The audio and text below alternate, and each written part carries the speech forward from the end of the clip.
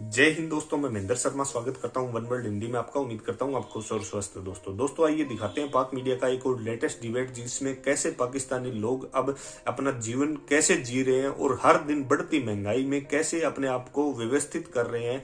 क्योंकि अभी पाकिस्तानी लोगों का जो रिएक्शन आ रहा है वो पेट्रोल पे आ रहा है, क्योंकि पेट्रोल इतना बढ़ चुका है कि हर आए दिन बढ़ता ही जा रहा है। इमरान खान इस ओर बिल्कुल भी ध्यान नहीं दे रहा है और लोगों के जीवन के साथ इतना भयंकर तरीके से खिलवाड़ करता जा रहा है। और जो ये सारा का सारा करप्शन का जो ढांचा है, ये पाकिस्तानी हुक्मरान सिर्फ और सिर्फ अपनी जेबें भरने के लिए ही कर रहे हैं। तो दोस्तों, पहले आप देखिए वीडियो और पाकिस्तानी लोगों का रिएक्शन, और कैसे ये एक पैनलिस्ट है वो भी अपनी राय दे रहा है, और कैसे पाकिस्तान की इकोनॉमी को ऊपर लाया जा सकता है, और कैसे कौन करप्शन कर रहा है, और कैसे पर लीटर जो दलाली का पैसा है वो कैसे निकाल रहे हैं। तो दोस्तों देखिए डिबेट और कमेंट में अपनी प्रतिक्रिया जरूर दें। लास्ट में आपसे रिक्वेस्ट करूंगा, चैनल पर नए हैं तो चैनल को सबसे पहले सब्सक्राइब कीजिए, लाइक शेयर कमेंट जरूर कीजिए। दोस्तों जय हिंद, वंदे मातरम, भारत माता की जय। दोस्तों ठीक ऊपर है, रात हम लोग के 600-700 रुपए दिहाड़ी है, इसके ज्यादा नहीं है। हुकूमत को चाहिए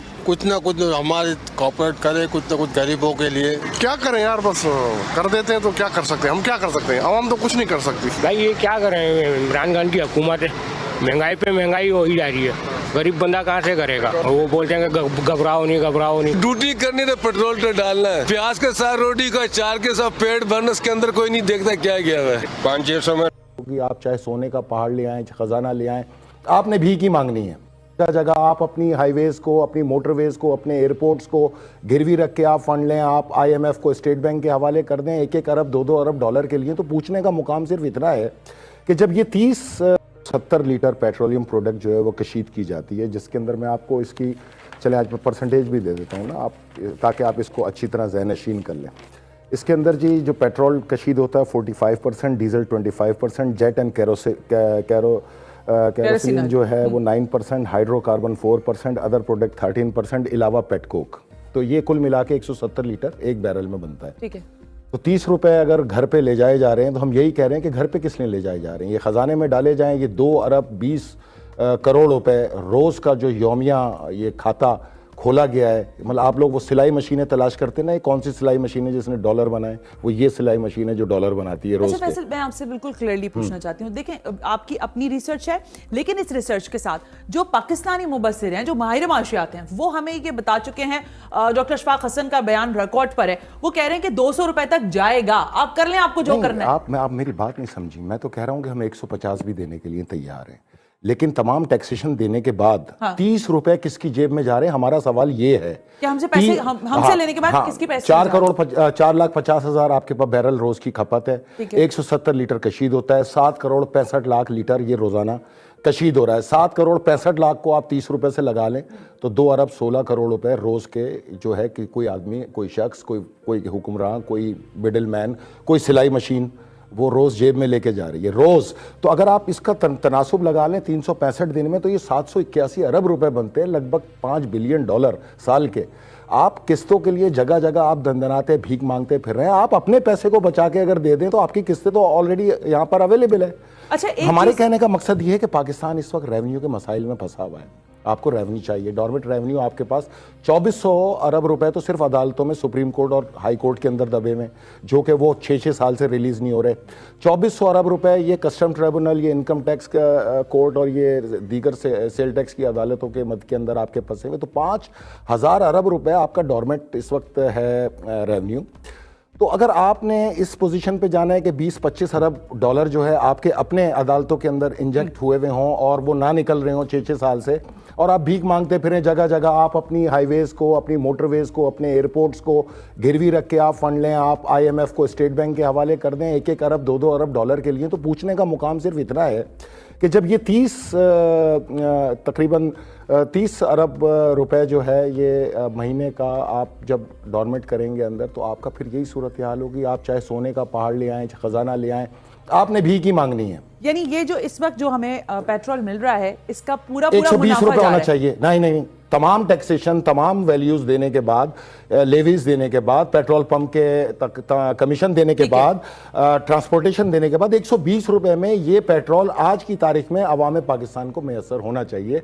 जो 150 रुपए दिया जा रहा है, तो 30 रुपए खरीद के वक्त कमीशन अपनी जेब में डाला जा रहा है। यही सिलाई मशीन है जो डॉलर छाप रही है। मैंने आपको बता दिया। एक और चीज भी है, मैं आज कुछ चीजें पढ़ी थी तो मुझे पता चला कंजम्पशन कहा जा रहा है। इंटरनेशनल अफेयर्स पे मैंने देखा कि लोग कह रहे हैं कि कंजम्पशन बढ़ गई है, और कंजम्पशन जैसे जैसे बढ़ती जा रही है तो जाहिर है उसमें तलब और रसद का तवाजुन जो है वो बिगड़ रहा है। आप इस रिसर्च को मानते हैं कि क्या वाकई तलब बढ़ गई है दुनिया में? देखें, तलब तो हमेशा से बढ़ी हुई है ना। मैंने आपको बताया था कि जब भी दुनिया चल रही है, पेट्रोल आप पूरा नहीं कर सकते, ये चलती रहती है। लेकिन मसला ये है कि जो मौजूदा सूरत हाल है, मैं तो उस पर डिबेट कर रहा हूँ ना, उस पर आपको 30 रुपये निकाल के दे रहा हूँ।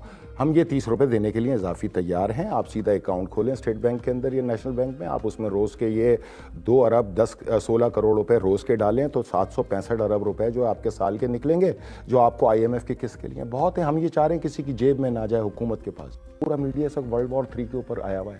कोई है यहाँ पे आवाज़ आपकी? पूरी दुनिया में इस वक्त जंग की आग फैली हुई है। किसी भी वक्त ये जंग छिड़ने वाली है। आप काज़ाकिस्तान देख लें, आप यूक्रेन देख लें, आप रशिया देख लें, आप ईरान इराक देख लें, आप यमन देख लें, आपको सूरत हाल वाज़ेह हो जाएगी। और छोड़ें, अफगानिस्तान पाकिस्तान बॉर्डर देख रहे हैं, जिसकी निशानदेही मैं आपको करके गया था। ये इंजेक्ट हो चुका है, ट्रिगर हो चुका, ये होना ही होना है। पाकिस्तानियों की कोई आवाज़ है इस बाढ़ के ऊपर? हालांकि पाकिस्तान की तरक्की के लिए इक़्तिसादी तौर पर ईरान के ऊपर बाढ़ लाजमी है, दिफाई तौर पर अफगानिस्तान में बाढ़ लाजमी है। अगर ये बाढ़ नहीं लगी, ना आप इक़्तिसादी तौर पर महफूज हैं, ना दिफाई तौर पर महफूज हैं, आपको इस वक्त अपने दिफाई इदारों का पूरा साथ देना चाहिए इस बाढ़ को कंप्लीट करने के लिए, ताकि ईरान से स्मगलिंग रुके, जिसकी वजह से आपकी मैशियत खत्म हो गई, और दिफाई तौर पे आप अफगानिस्तान से बचे, जो कि दाइश इस वक्त आपसे लड़ने के लिए बिल्कुल तैयार खड़ी हो गई। मैंने आपको बताया था कि मुख्तलिफ तालिबान धड़े जो हैं वो दाइश में शमूलियत इख्तियार कर चुके हैं। तहरीक तालिबान अफगानिस्तान का अपने ही मुल्क में कंट्रोल खत्म हो चुका है, और उनका अब सरन निशाना पाकिस्तान। लेकिन देखिए ना, इसी तनाजुर में कौमी सलामती पॉलिसी जो अभी आई है वो मईशत के सुधार के साथ साथ प्योरली सिटीजन कंसर्न बेस्ड है।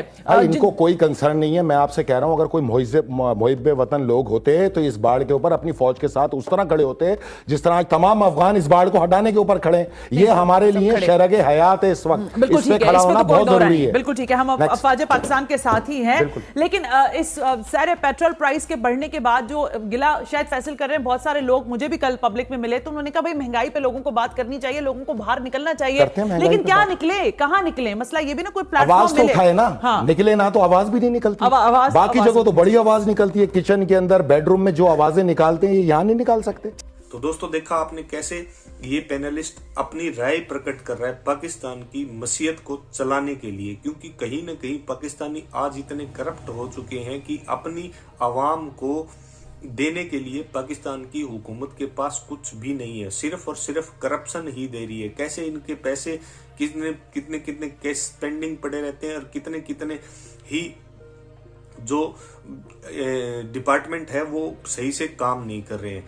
क्योंकि ये पैनलिस्ट भी बोल रहे हैं कि 150 रुपए का तेल अगर पहुंच गया तो उसमें से 30 रुपए कहीं ना कहीं कोई दलाली खा रहा है। क्योंकि आज इंटरनेशनल मार्केट में अगर पेट्रोल तेल के प्राइस देखे जाए तो वो बिल्कुल निचले स्तर पे आते जा रहे हैं दिनों दिन, जबकि पाकिस्तान में ये रेट बिल्कुल ऊपर की तरफ मुंह किए हुए हैं और डेली रेट बढ़ते हुए नजर आ रहे हैं। तो आज पाकिस्तान की आवाम को कुछ भी सुविधा न देके पाकिस्तानी हुकूमत सिर्फ और सिर्फ कटोरा लेके दूसरे देशों और IMF के आगे खड़ा दिखाई देता है दिल्ली। तो कहीं ना कहीं पाकिस्तान की लचर हुकूमत ने अब आज पाकिस्तानी आवाम का जीना जो मुहाल कर रखा है, उसमें कहीं ना कहीं पाकिस्तानी लोगों का भी जवाबदेही है।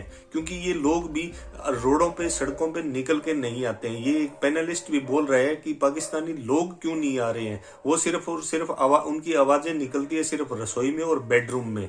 तो कैसे ये पैनलिस्ट बोल रहा था, और इस पे हंसी भी आ गई और शर्मसार भी हो गई ये पाकिस्तान की एंकर भी। तो दोस्तों, देखा आपने पाकिस्तान के ताजा हालात, कौन करप्शन कर रहा है और कौन रेट पे रेट बढ़ाए जा रहा है और किसके इशारों पे रेट बढ़ाए जा रहा है। तो दोस्तों, देखिए आपने डिबेट। एक बार फिर से आपसे रिक्वेस्ट करूंगा, अगर चैनल पे नए हैं तो चैनल को सबसे पहले सब्सक्राइब कीजिए, लाइक शेयर कमेंट जरूर कीजिए। दोस्तों, जय हिंद, वंदे मातरम, भारत माता की जय। दोस्तों।